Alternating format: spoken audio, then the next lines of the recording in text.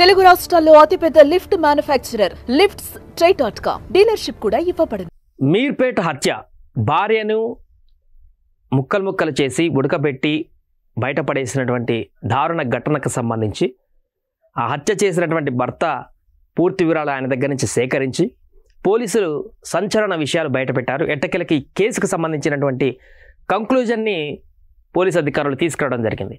So హత్య జరిగిందని కొన్ని రోజుల క్రితం తెలుసు, ఎలా జరిగిందని ఇవన్నీ కూడా చూసాం. బట్ ఆధారాలను సేకరించడంలో కీలక పాత్ర పోషించారు పోలీసులు. దీనికి సంబంధించి ప్రెస్ మీట్లో పోలీసు అధికారులు సంచలన విషయాలు వెల్లడించారు. ఇంకా ఇప్పటి వరకు మీడియాకు కూడా తెలియని, అందరికీ తెలియనటువంటి ప్రతి చిన్న విషయాన్ని అన్నీ కూడా ఇది ఎలా జరిగింది ఏంటన్నది, ఎందుకంటే సీన్ రీకన్స్ట్రక్షన్ కూడా చేయడం జరిగింది. ఆ హత్య చేసినటువంటి నిందితుడిని తీసుకువెళ్ళి పూర్తిగా క్లియర్ కట్గా పోలీసులు పిన్ టు పిన్ ఏం జరిగింది, ఎలా చేశాడు హత్య, ప్లాన్ ఏ విధంగా ఇంప్లిమెంట్ చేశాడు, దీనికి సంబంధించిన పూర్తి వివరాలు వెల్లడించడం జరిగింది. ఇంకొక మాట, ఇంకా మా జీవితంలో ఎప్పుడు కూడా ఇలాంటి దారుణమైనటువంటి ఘటన చూడలేదంటూ కూడా పోలీసులు స్టేట్మెంట్ ఇవ్వడం జరిగింది. అంటే అర్థం చేసుకోవచ్చు ఏ రకమైనటువంటి ఇలా దుర్మార్గంగా అతను వ్యవహరించిన తీరుందో చూద్దాం. 8 గంటల్లో శవాన్ని మాయం చేశాడు. స్పాట్లో చూడండి, చంపేసిన తర్వాత 8 గంటల్లోనే పూర్తిగా నామరూపాలు లేకుండా నిందితుడు ఇంట్లో అంతా ఏం తెలియనట్టుగా క్లియర్ కట్గా శవాన్నంతా కూడా ఎక్కడికక్కడికి పార్సల్ చేశారు కనపడకుండా. తలపై బలంగా కొట్టి గొంతు నులిమి హత్య. ఎక్సా బ్లేడ్తో మృతదేహాన్ని ముక్కలుగా కోసి బకెట్లో హీటర్తో ఉడికించి ముద్దగా మార్చాడు. ఎక్సా బ్లేడ్ అంటే రంపర్లాగా ఉంటుందిగా చిన్నది, మన కర్రలు కోసుకునడానికి ఉపయోగించేటువంటి బ్లేడ్. అది కొనుక్కొచ్చి మరి ఆ బ్లేడ్ తోటి ఆ భార్య శరీరాన్ని, ఆ వ్యక్తి భార్య శరీరాన్ని ముక్కలుగా నరికి ముక్కలు కట్ చేసి బకెట్లో నీళ్లు పోసిన బకెట్లో అవన్నీ ముక్కలు వేసి హీటర్తోని ఉడకబెట్టినటువంటి వ్యక్తి ఆయన. మాంసపు ముద్దలను ఎముకలను స్టవ్ పై కాల్చి రోకలితో దంచి పొడి చేసి చెరువులో పారబోసాడు. ఉడకబెట్టిన తర్వాత మాంసపు ముద్దలన్నిటి కూడా స్టవ్ పైన పెట్టి ఎముకల పైన అన్నింటిని కూడా కాల్చి, ఎముకలు స్టవ్ పైన పెట్టి కాల్చి రోకలతో వాటన్నింటిగా దంచి పొడి చేసి వాటి చెరువులో పడేశాడు. మీర్పేట హత్య కేసులో నిందితుడు గురుమూర్తిని అరెస్ట్ చేసి రిమాండ్కు తరలించిన పోలీసులు. నిన్న సాయంత్రం రాచకొండ సిపి సుధీర్ బాబు ప్రెస్ మీట్లో వివరించినటువంటి సందర్భంగా దిగిన ఫోటో ఇది. ఆ వ్యక్తికి ఏమాత్రం కూడా బాధ పశ్చాత్తాపం అయితే కనిపించలేదంట. ఆ ఇంటరాగేషన్లో కానీ విచారణలో కానీ నా భార్యను చంపాను, ఈ విధంగా హత్య చేస్తాననేటువంటి ఏ రకంగా లేదు. పూర్తి క్రుయాలిటీ మెంటాలిటీతో ఉన్నాడు అతను. రాష్ట్ర వ్యాప్తంగా సంచలనం సృష్టించిన మీర్పేట మహిళ వెంకటమాధవి హత్య కేసును రాచకొండ పోలీసులు ఛేదించారు. ఆమెను భర్త గురుమూర్తి అతి కిరాతకంగా చంపి ముక్కలు చేసి మృతదేహాన్ని మాయం చేసినట్లు తేల్చారు. సాంకేతిక శాస్త్రీయ ఆధారాలతో గురుమూర్తిని అరెస్టు చేసి రిమాండ్కు తరలించారు. ఎల్బీ నగర్లోని రాచకొండ సిపి క్యాంపు కార్యాలయంలో డీసీపీ ప్రవీణ్ కుమార్, ఏసీపీ కౌశిరెడ్డి కలిసి సిపి సుధీర్ బాబు మంగళవారం మీడియా సమావేశం ఏర్పాటు చేసి ఈ కేసు వివరాలను వెల్లడించారు. అతి దారుణానికి ఒడిగట్టిన గురుమూర్తి ముఖంలో కుంచిత కూడా బాధ పశ్చాత్తాపం కూడా లేవని సిపి పేర్కొన్నారు. ఈ నెల 16న ఉదయం 8 గంటల సమయంలో గురుమూర్తి వెంకటమాధవి మధ్య గొడవ జరిగింది. అప్పటికే కుటుంబ తగాదాలతో భార్యపై పగతో రగిలిపోతున్న గురుమూర్తి కూపోద్రిగుడై ఆమె తలపైన చెయ్యితో బలంగా కొట్టి నెట్టేశాడు. దాంతో ఆమె తల గోడకు తగిలి స్పృహ తప్పి పడిపోయింది. తర్వాత ఆమెపై కూర్చొని గొంతు నులిమి చంపేశాడు. 2 పిల్లలను అంతకు ముందు రోజే బడంగ్పేటలోని తన సోదరి ఇంటికి దగ్గర దించేసి వచ్చాడు. సో భార్య శవాన్ని ఆనవాళ్ళు కూడా దొరకకుండా మాయం చేయాలని గురుమూర్తి నిర్ణయించుకున్నాడు. మృతదేహాన్ని బాత్రూమ్ వద్దకు తీసుకువెళ్ళి ఎక్సా బ్లేడ్తో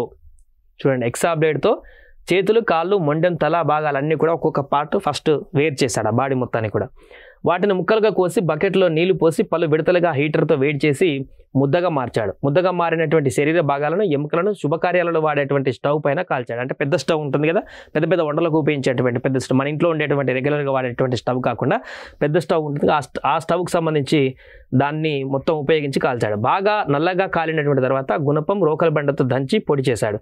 ఆ పొడిని బకెట్లో వేసుకొని మీర్పేట వద్ద పెద్ద చెరువులో పడేశాడు. ఉదయం 8 గంటలకు భార్యను చంపి గురుమూర్తి 2 గంటల పాటు మృతదేహాన్ని మాయం చేయడంపై కసరత్తు చేశాడు. ఉదయం 10 నుంచి సాయంత్రం 6 గంటల వరకు, అంటే 8 గంటల పాటు ఒక్కడే ఈ శవాన్ని మొత్తం కూడా మాయం చేశాడు. కింద పడిన చిన్న మాంసపు ముక్కలు, రక్తాన్ని బాత్రూంలో ఫ్లష్ ద్వారా డ్రైనేజీలోకి పంపాడు. అత్యంత అధునాతనమైన బ్లూరేస్ టెక్నాలజీతో గురుమూర్తి ఇంట్లో కంటికి కనిపించని మాంసపు ఆనవాళ్లను క్లూస్ టీమ్ గుర్తించింది. ఫోరెన్సిక్ ల్యాబొరేటరీలో పరీక్షల ద్వారా అవి వెంకటమాధవినేనని పోలీసులు నిర్ధారించారు. అది అంటే ఒక్కటి కూడా ఎలాంటి నామరూపాలు లేకుండా ఇంట్లో బ్లడ్ మార్క్ కానీ హెయిర్ కానీ ఇలాంటి ఆనవాళ్ళు లేకుండా పూర్తిగా మొత్తం ఆ శవానికి సంబంధించినంతా కూడా పొడి పొడి చేసి మొత్తం ఎక్కడికక్కడ చెల్లచెదరు ఎక్కడ దొరకకుండా క్లీన్ చేసాడు, అయిపోయింది. అందుకనే పోలీసులకు హత్య చేశాడని తెలుసు కానీ హత్య చేసినట్టుగా నిర్ధారించడం ఎలాంటి క్లూ లేదనేటువంటి ఒక ఆలోచన మొదట్లో వచ్చింది. బట్ బ్లూరే అనేటువంటి అత్యాధునికమైనటువంటి టెక్నాలజీని ఉపయోగించి ఎక్కడైతే ఇంట్లో వాష్ చేసినటువంటి బ్లడ్ మార్క్స్ వాష్ చేసినటువంటి ప్రాంతంలో కూడా ఆ ఫ్లోర్ బండలకు కానీ అక్కడ కానీ ఏదో ఒక ప్రాంతంలో చిన్న పాయింట్స్ చాలా తక్కువ ఎంఎల్ ఉన్నటువంటి ఆ పాయింట్స్ని కూడా గుర్తించేటువంటి బ్లూరేస్ ద్వారా ఆ బ్లడ్ శాంపిల్స్ని సేకరించడం జరిగింది. ఫ్లోర్ మీదనో లేకుంటే బాత్రూమ్ దగ్గర ఎక్కడొక దగ్గర చనిపోయినటువంటి మహిళకు సంబంధించిన బ్లడ్ శాంపిల్స్ కంటికి కూడా కనపడినటువంటి రేంజ్లో ఉండేటువంటి వాటిని ఈ బ్లూరేస్ ద్వారా గుర్తించి దాన్ని ల్యాబొరేటరీకి పంపించిన తర్వాత వీళ్ళ పిల్లలతోటి ఆ blood marks samples DNA match చేస్తే అప్పుడు మ్యాచ్ అయినటువంటి తర్వాత అదొక క్లూస్ కింద ఉపయోగించి గురుమూర్తిని అరెస్ట్ చేసి కోర్టుకు పంపించేటువంటి కార్యక్రమం చేయడం జరిగింది. సో ఇది పింటూ మెయిన్ ఉదయం 6 గంటలకు ఈ యొక్క గొడవ 8 గంటలకు భార్యను ఉదయం ఎర్లీ మార్నింగ్ గొడవ 8 గంటలకి అయ్యి భార్యను చంపేస్తే 2 గంటల పాటు ఏం చేయాలి దీన్ని అనేది సెర్చ్ చేసి ఉదయం 10 గంటల నుంచి మొదలు పెడితే సాయంత్రం 6 గంటల వరకు పూర్తిగా డెడ్ బాడీని మాయం చేసి ఇంట్లో ఇంకేం సంబంధం లేనట్టుగా సాయంత్రం 6 తర్వాత క్లీన్ చేసి ప్రశాంతంగా కూర్చున్నటువంటి వ్యక్తి గురుమూర్తి. ఆ తర్వాత అత్తమామలకు చెప్పి ఎటో వెళ్ళిపోయిందంటూ ఈ డ్రామా క్రియేట్ చేసి కేసుకు మళ్ళీ పోలీస్ స్టేషన్కి వెళ్ళినటువంటి సందర్భం. ఇది మీర్పేట కేసుకు సంబంధించినటువంటి ఫైనల్ కంక్లూజన్. దీనికి సంబంధించి ఈ ఆధారాలతో పోలీసులు కోర్టుకు వెళ్ళినటువంటి తర్వాత జడ్జిమెంట్ ఏ విధంగా వస్తుంది, ఇలాంటి వ్యక్తులకు ఏ రకమైనటువంటి పనిష్మెంట్ ఇవ్వబోతుంది కోర్టు అనేది చూడాలి. సుమన్ టీవీలో మీ పర్సనల్ అండ్ బిజినెస్ ప్రమోషన్స్ కోసం కింది నెంబర్కి కాంటాక్ట్ చేయండి.